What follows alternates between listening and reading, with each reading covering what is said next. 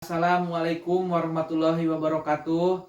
Salam sejahtera untuk kita semua. Semoga kita dalam keadaan sehat walafiat. Sebelumnya saya mengucapkan terima kasih banyak kepada Bapak dosen pembimbing yang telah mempersilahkan saya untuk melakukan presentasi tugas besar kedua ini. Perkenalkan, nama saya Peri Irawan. Saya mahasiswa dari MSDM Lanjutan Universitas Pelita Bangsa 2018. Saya akan mempresentasikan tentang perekrutan sebuah karyawan di dalam sebuah perusahaan. Pertama-tama, kita dalam situasi pandemi ini harus selalu mematuhi protokol kesehatan, memakai masker, menjaga jarak, dan mencuci tangan agar semuanya dalam keadaan sehat. Sebelumnya itu saya juga mengucapkan terima kasih banyak kepada Bapak dosen pembimbing yang alhamdulillah telah memberikan tugas ini kepada saya. Selanjutnya itu saya akan mempresentasikan tentang perekrutan di dalam sebuah perusahaan. Setiap organisasi terlepas dari ukuran produk maupun jasa yang diharapkan bisa membantu dan memperkuat perekonomian di Indonesia. Merekrut pelamar kerja untuk mengisi sebuah posisi di sebuah perusahaan. Tujuan aktivitas rekrutmen yaitu menekankan pelamar-pelamar yang berkualitas yang akan tetap bersama perusahaan yang akan dijalankan. Proses rekrutmen. Dalam sebuah proses rekrutmen terjadi beberapa tahap. Yang pertama perencanaan perekrutan. Perencanaan perekrutan itu di dalam sebuah perusahaan di mana perusahaan merencanakan perekrutan agar memenuhi produktivitas di dalam sebuah perusahaan dan menemukan sumber daya manusia yang unggul. Yang kedua, surat permintaan karyawan, di mana surat permintaan karyawan itu disebarluaskan di media maupun di kalangan masyarakat seperti iklan ataupun yang lainnya. Yang ketiga, deskripsi pekerjaan, di mana di dalam perekrut itu dijelaskan deskripsi pekerjaan apa yang bakal dilamar oleh para pelamar tersebut. Yang keempat, spesifikasi pekerjaan. Spesifikasi tersebut lebih jelasnya tentang pekerjaan apa agar memenuhi kualifikasi pelamar tersebut.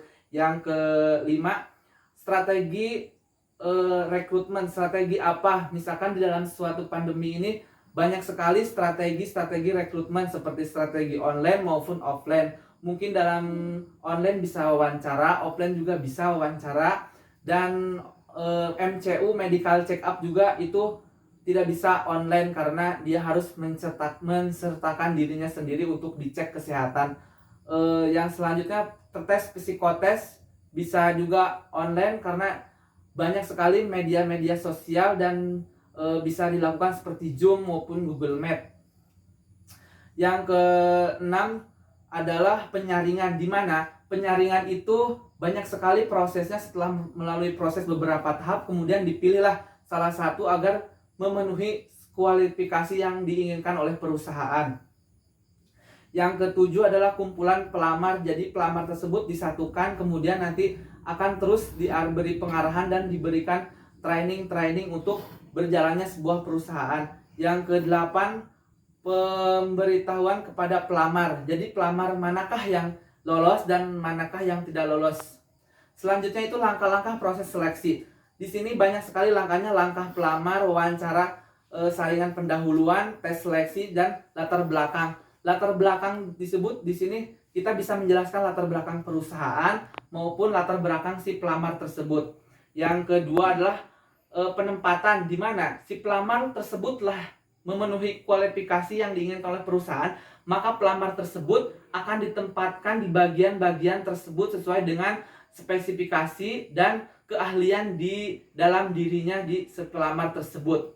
Selanjutnya adalah proses pemilihan dari sekelompok pelamar. Langkah-langkah dalam sebuah seleksi yaitu surat-surat rekomendasi bisa juga diakomodasikan oleh perusahaan di bagian-bagian tertentu. Yang kedua adalah tes kepribadian.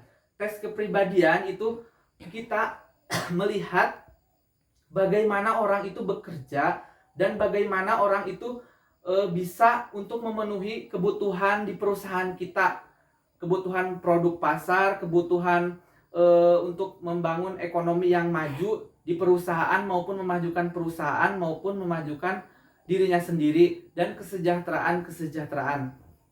Mungkin itu saja yang bisa saya sampaikan. Kurang dan lebihnya saya mohon maaf kepada rekan-rekan semua, karena saya masih tahap belajar. Dan terima kasih banyak juga kepada Bapak dosen, karena saya dalam hal ini bisa menyelesaikan tugas ini dengan sangat baik. Tetap menjaga protokol kesehatan.